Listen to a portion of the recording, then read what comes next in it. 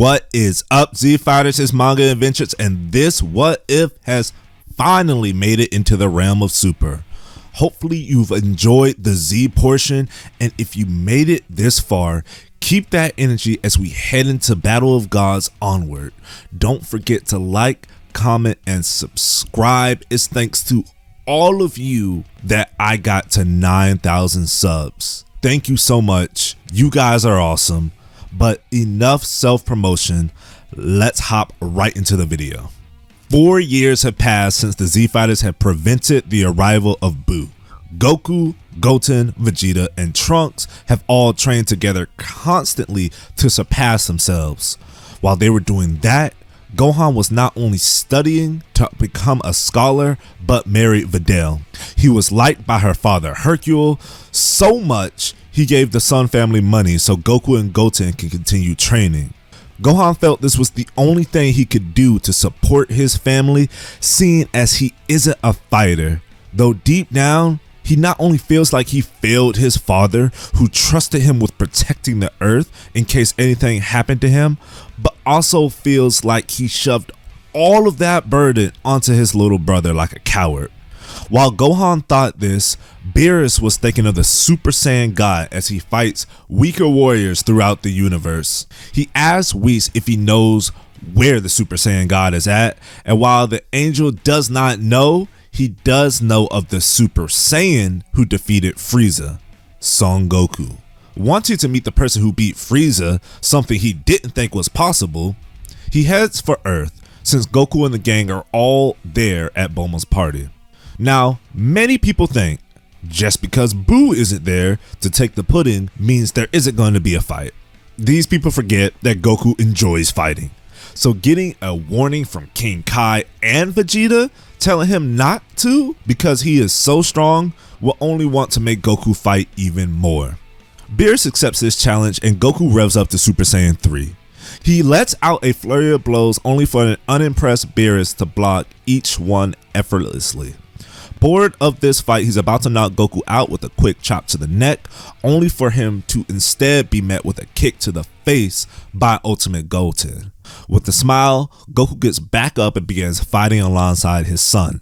Thanks to years of training together, the two are in perfect unison, though even this synergy isn't enough to faze Beerus, who knocks Goku into base with a punch and then spanks Goten repeatedly on the bottom, telling him to stay out a fight between adults. Gohan clenches his fists as he watches on. If his brother and father couldn't do anything, he would stand no chance. I'm so useless. How sad is it that a man is depending on his little brother who's not even old enough to drive? As Gohan beats himself up, Bulma walks up upset that Beerus is ruining her birthday party with a stupid fight. She slaps him to get him to stop, only to be backhanded in response.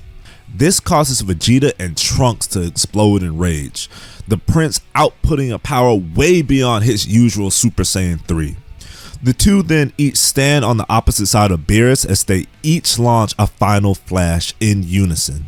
But even with this rage boost and his ultimate son, Vegeta is also unable to put a scratch on Beerus, who also takes them out as well, muttering how none of the Saiyans could possibly be the Super Saiyan God. After hearing what Beerus is looking for, Goku comes up with the idea to use the Dragon Balls Bulma has gathered to wish the Super Saiyan God to them, but as we know, this doesn't work. Shenron instead explains the ritual. Now, the group is wondering who should be the Super Saiyan God. Of course, Goku and Vegeta decline, wanting the next generation to obtain this power, so they tried to decide between Goten and Trunks. But since they're so evenly matched, maybe a game of rock, paper, scissors? This is when Gohan steps up with confidence. I can't just sit back and do nothing. I'm also part of the next generation, so please give me the chance to prove that. The young man looks at his father with a level of determination he's never shown before. Goku nods his head and the rest agree to have the ritual be performed on Gohan. With the discovery of his daughter, they have enough Saiyans, causing Gohan to be the first Super Saiyan God. The initial battle is Gohan getting used to the God Ki, but as it goes on, it soon escalates into space. Though at some point during the fight, Gohan reverts from the Super Saiyan God to a mere Super Saiyan. But this isn't so much of a problem since the godly power has been absorbed into his base, so he's able to continue fighting Beerus. The God of Destruction does one final test, a large energy spear that could destroy the Earth. The thought of his wife and newborn child being destroyed gives him the power to overcome it, impressing Beerus for the first time in a while, causing him to spare the Earth. Now, although Beerus may have spared the Earth, Whis still visits to eat tasty food. None of the Saiyans want to fall behind Gohan, so they all bribe Whis with fine cuisine to get him to train them on Beerus' world.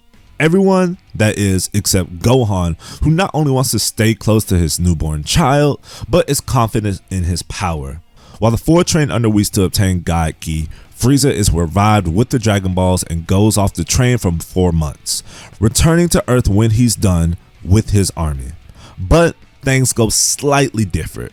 First, Tagoma is not a threat against God-absorbed Gohan, and even Frieza sees his level of power and goes straight to his final form. In return, Gohan becomes a Super Saiyan God, easily handling the tyrant, but what he wasn't expecting was for Frieza to have one more transformation up his sleeve. The golden form. Frieza takes great joy in pummeling Gohan, but because he let the fight drag on, Whis was able to transport everyone to Earth in time for the others to step in. Seeing Gohan the way he is, Goku steps up to fight him, and similar to how he showed the boys Super Saiyan 3 in canon, Goku uses this opportunity to show Gohan Super Saiyan Blue. Not only is Goku twice as strong due to having more training partners on Whis' world, but also Frieza's form is starting to fade faster due to him wasting it torturing Gohan. The fight honestly doesn't take long, and because he's at full strength, he's not caught off guard by a laser, deflecting it and killing the alien who shot it. Though due to him offering to spare Frieza, the tyrant takes advantage of this to blow up the Earth, but Whis turns back time, and this time it's Vegeta who kills Frieza before he can get the chance to destroy the Earth. Though all of this was a wake-up call for Gohan to start training once again. This godly power isn't enough to protect anything, so he has to find even greater strength, and what better teacher to hone his skills than Piccolo. So while Gohan trains on Earth, the others continue to train on Beerus' planet and are soon visited by Champa, who wants to hold a tournament in hopes of winning Universe 7's Earth and their delicious food. The four fighters are Goten, Trunks, Goku, and Vegeta. Beerus wants Monaka to be the last fighter so they can continue to strive for greater heights. In preparation for the tournament, the four Saiyans all go into the time chamber for 3 years, newly upgraded by Kami to have infinite uses. Not only did Goten and Trunks come out looking much older, but Goku and Vegeta are much stronger than their canon selves because they brought their sons with them. They all passed the written test, so there's a full team, unlike when Boo failed, meaning we're off to a better start than canon. First is Goten versus Potamo, and this is easy. Ringing out someone who can't be damaged is common sense. But unfortunately, Goten falls to Frost's hidden poison needle. Strength can't really save you from that. They don't catch on to this until Trunks is also hit with the poison needle, and Jocko calls them out on this, allowing the boys to re-enter the tournament. But Vegeta is still up next, and they would go after Monaka. Vegeta easily beats Frost as a Super Saiyan, and Magetta with some hurtful words. Next is Kaba, and unlike canon, they aren't evenly matched. Vegeta clearly has the upper hand and tells the boy to turn Super Saiyan if he wants a chance in winning. When Kaba tells him he can't, Vegeta explains how to in a very slick way, threatening to destroy his planet, starting their student-master bond. Last but not least is the fight with Hit's troublesome time skip ability.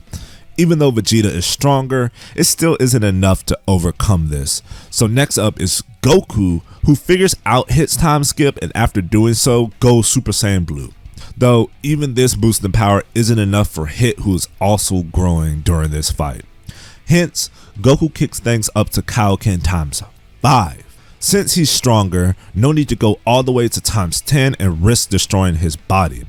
This will be plenty for him to surpass Hit's time skip and defeat him.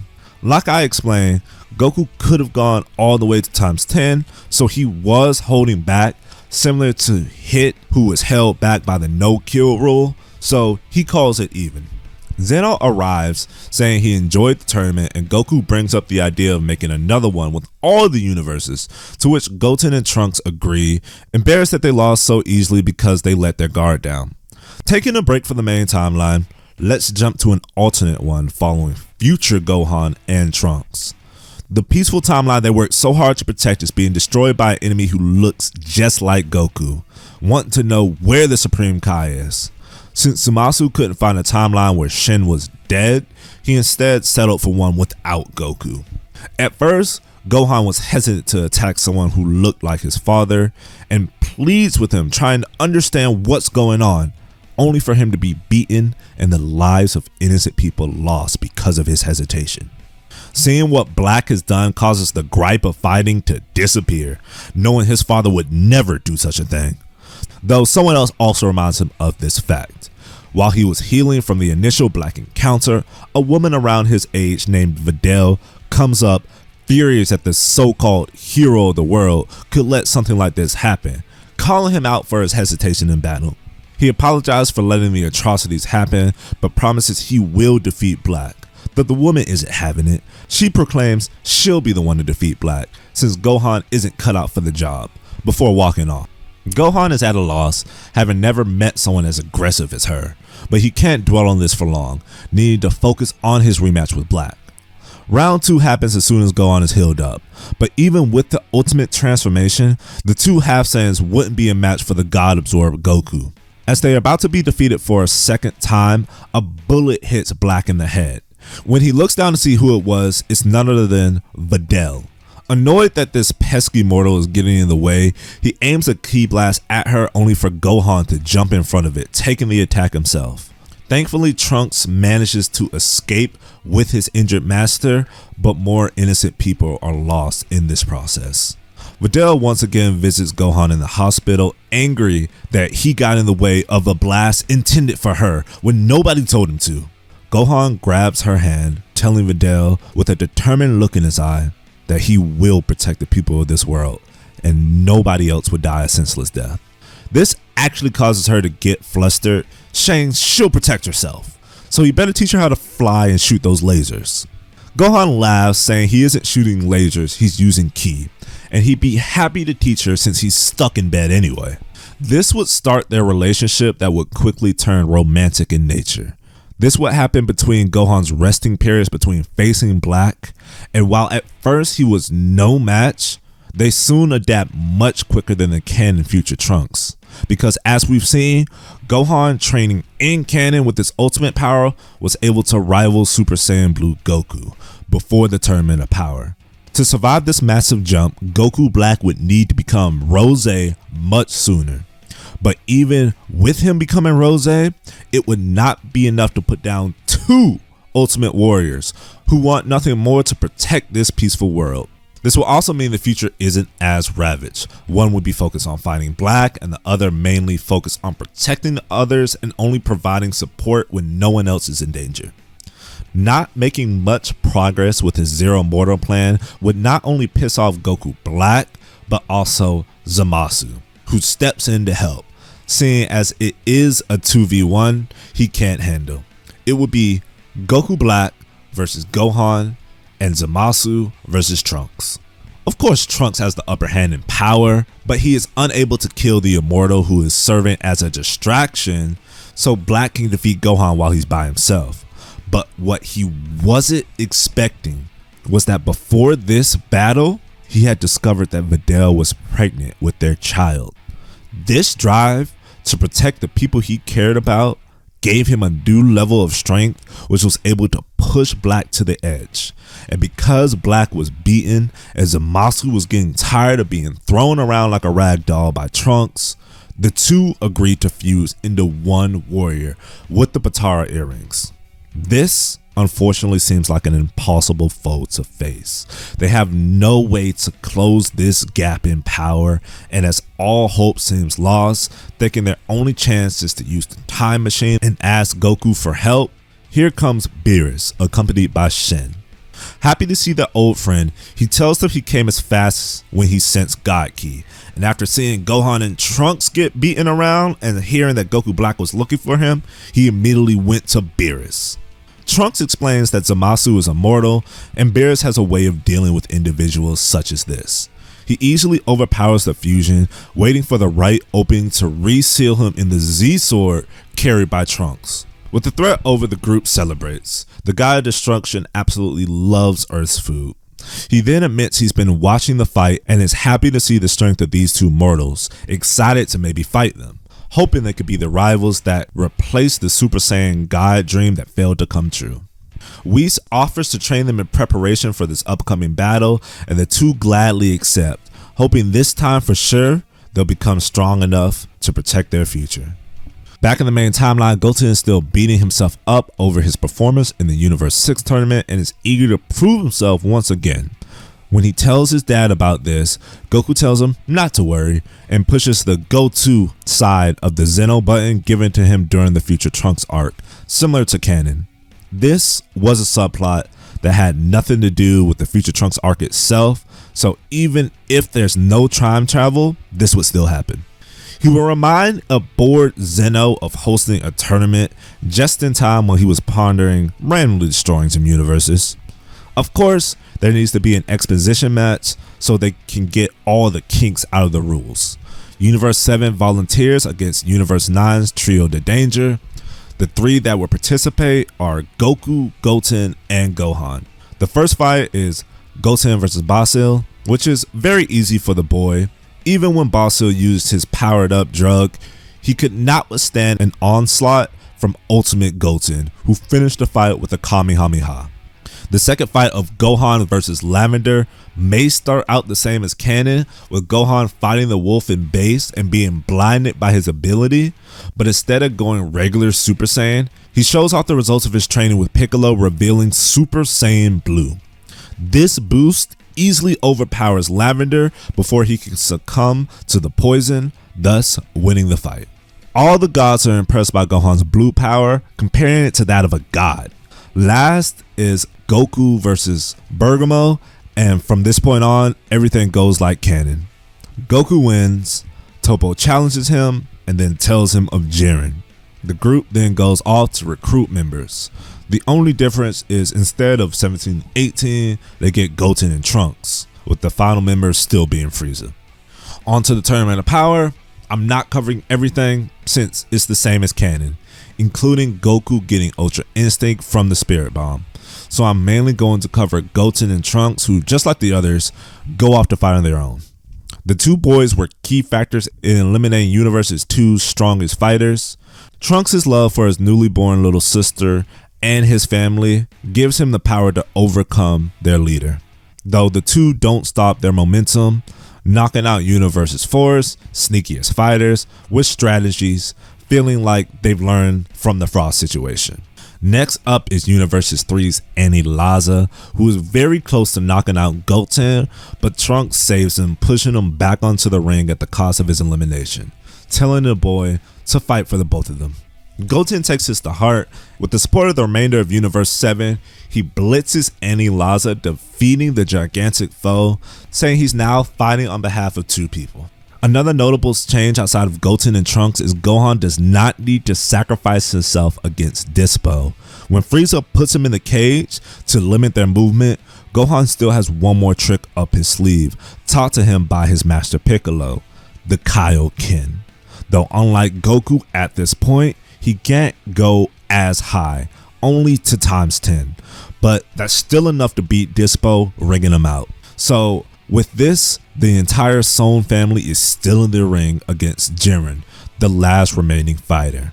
But ultimately, only Ultra Instinct Goku can put him in his place. That is, until the power runs out. But Goku is not alone. His children finish off the weakened Jiren, working together with Goten's ultimate power and Gohan's blue Kaioken, ringing him out, allowing Universe 7 to win the Tournament of Power and gaining a wish. Of course, Goku wishes for the revival of the universe's loss.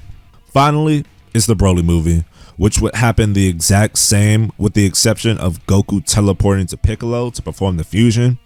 I would say instead, Goku was given the Patara by the old Kai in the Tournament of Power after seeing it was allowed by Kefla, and just never returned them, using them at this moment to become Vegito and defeating Broly before he's wished away. Can't really put Goten and Trunks in because someone has to claim that room rated by Frieza, and Bulma gave that job to them, and Gohan was nowhere to be found, probably at a meeting. But that would be the end of the Super portion of this What If. Like I said, Super really is just a bunch of fights. Who gets Super Saiyan God? Who defeats Golden Frieza? What order do the Universe 6 tournament fighters get bodied? And who gets Ultra Instinct to defeat Jiren in the Tournament of Power? The only character-driven arc in Super is the Future Trunks arc, which I enjoyed writing, but other than that, Super is non-stop fights. If you like writing for fights in What Ifs, that's great. But I much more enjoy doing how the choices could spiral into a whole new story and the character growth that comes with that. But enough of why this is only one part. I hope you enjoyed it nonetheless. I'm glad you stuck with me for this ride for so long, and big shout outs to Sinclair who made the renders for Blue and God Gohan. Tell me what you guys think about that. I hope to use them a lot more if you like them, and can't wait to see you in the comment sections of a new video. Until next time. What is up, Z Fighters? It's Manga Adventures, and this What If has finally